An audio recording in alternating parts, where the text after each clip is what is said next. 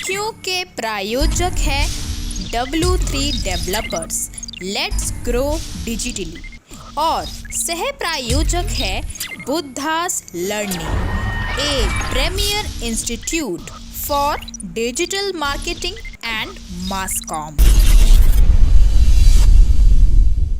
ब्रह्म मुहूर्त क्या है? क्या व्यक्ति को ब्रह्म मुहूर्त में उठना चाहिए? और अगर कोई ब्रह्म मुहूर्त में उठता है और कुछ ऐसे कार्य करता है जो ब्रह्म मुहूर्त में करने चाहिए, तो उस व्यक्ति की उम्र काफ़ी बढ़ जाती है और वो कभी बीमार नहीं पड़ता। तो क्या ये केवल एक अंधविश्वास है या इसके पीछे कोई वैज्ञानिक कारण भी है? नमस्कार दोस्तों, मेरा नाम है सुमित शर्मा और मैं निष्ठा ध्वनि की इस खास पेशकश क्यों में आप सबका स्वागत करता हूँ।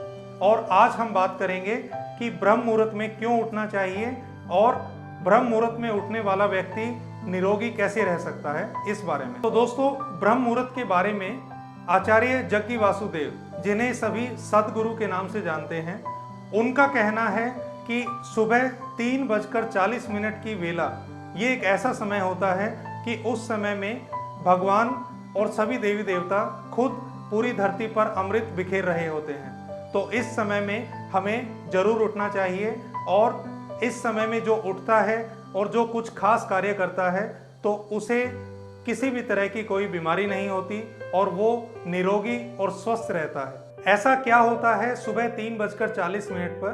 तो इसके बारे में वे कहते हैं कि जब सूर्य 33 डिग्री अक्षांश पर होता है, अर्थात सूर्य जब लंबवत आपके बिल्कुल सिर पर होता है, तो वो समय कहलाता है ब्रह्म मुहूर्त। और उस समय में अगर आप उठे हुए हों तो वहां से लेकर अगले 12 मिनट से लेकर 20 मिनट का समय, ये वो समय है। इस समय पर आप कोई भी कार्य करेंगे तो वो अवश्य फलीभूत होगा।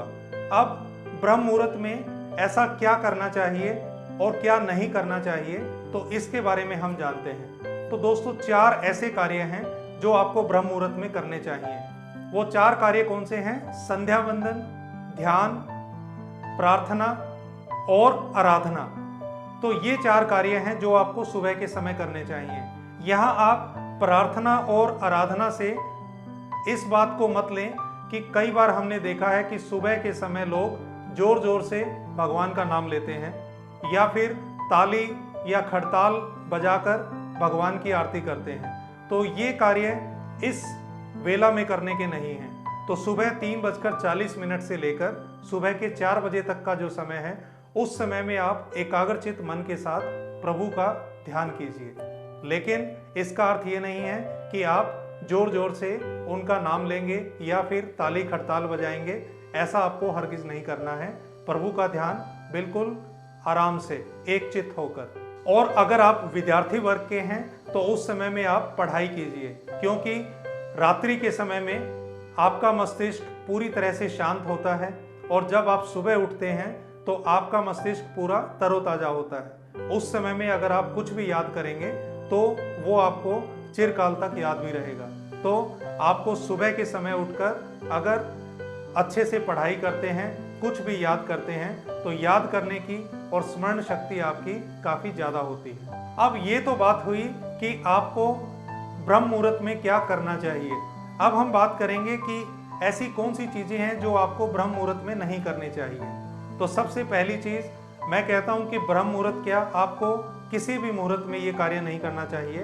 वो है नकारात्मक सोच, नकारात्मक विचार, अपने आस पड़ोस में कलह या फिर आपस में अपने जीवन साथी के साथ किसी भी बात के ऊपर वाद विवाद। तो ये चीज़ें आपको बिल्कुल नहीं करनी है।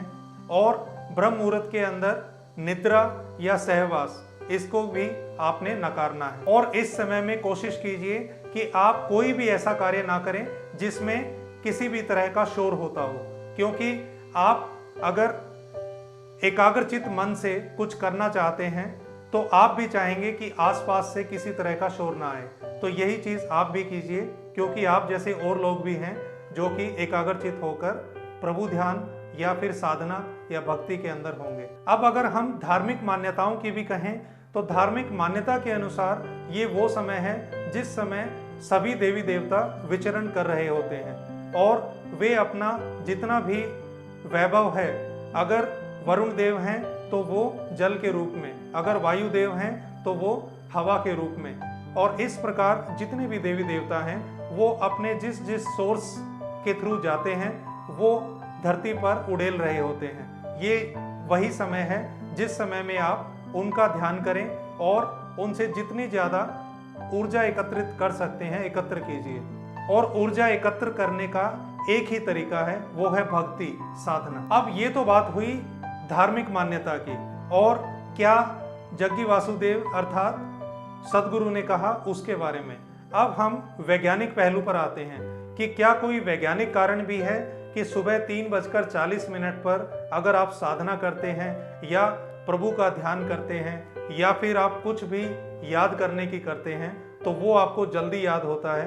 क्या इसके पीछे साइंस का भी कोई लॉजिक है? तो आइए बात करते हैं उसके बारे में। तो दोस्तों, जो सुबह उठते हैं, जो सुबह जल्दी उठते हैं, तो उस समय में आपके व्यक्तित्व में भी निखार आता है और आप सौंदर्यवान बनते हैं, सबसे पहली बात। और दूसरी चीज, अगर आप सुबह के समय 3:40 पर उठ गए हैं तो आप बाहर आइए और बाहर हरी घास के ऊपर चलिए, तो उससे आपकी आंखों की ज्योति और भी तेज होगी।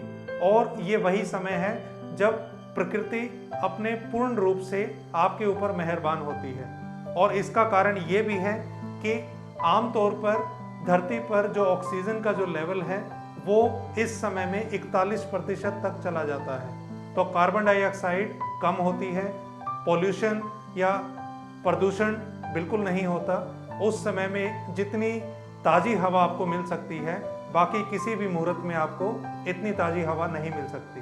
तो आपको चाहिए कि आप उस समय में मॉर्निंग वॉक करें, आप रेस लगाएं, आप हरी घास के ऊपर चलें। तो ये कार्य अगर आप इस वेला में करेंगे तो आपको इसका बहुत ही जबरदस्त फायदा होगा। और अगर हम आयुर्वेद की भी माने तो इस समय में जो हवा चलती है उसे उसने अमृत तुल्य बताया है, और इसका साइंटिफिक लॉजिक हमने अभी अभी आपको बताया। तो इसीलिए आपको सुबह के समय में जल्दी उठकर इस हवा का जितना ज्यादा आनंद ले सकें उतना आनंद लें। तो दोस्तों, आज हमने बात की कि हमें ब्रह्म मुहूर्त में क्यों उठना चाहिए, और अगर हम ब्रह्म मुहूर्त में उठते हैं तो हमें क्या क्या फायदे हो सकते हैं, और क्यों ब्रह्म मुहूर्त में उठने वाला व्यक्ति हमेशा निरोगी रहता है और उसे किसी भी प्रकार की बीमारी नहीं होती। आपको हमारा आज का ये प्रकरण कैसा लगा प्लीज़ नीचे कमेंट बॉक्स में लिखें, और अगर आपके भी कोई सुझाव हैं तो उसे भी हमें कमेंट बॉक्स में जरूर डालें। तो आज के वीडियो में इतना ही। और क्या आपने हमारे इस चैनल को सब्सक्राइब किया है? अगर नहीं तो प्लीज़ इस चैनल को सब्सक्राइब करें, बेल आइकन को दबाएं, ताकि फ्यूचर में आपको इसी प्रकार के रोचक अपडेट लगातार मिलते रहें। और आज के वीडियो में इतना ही।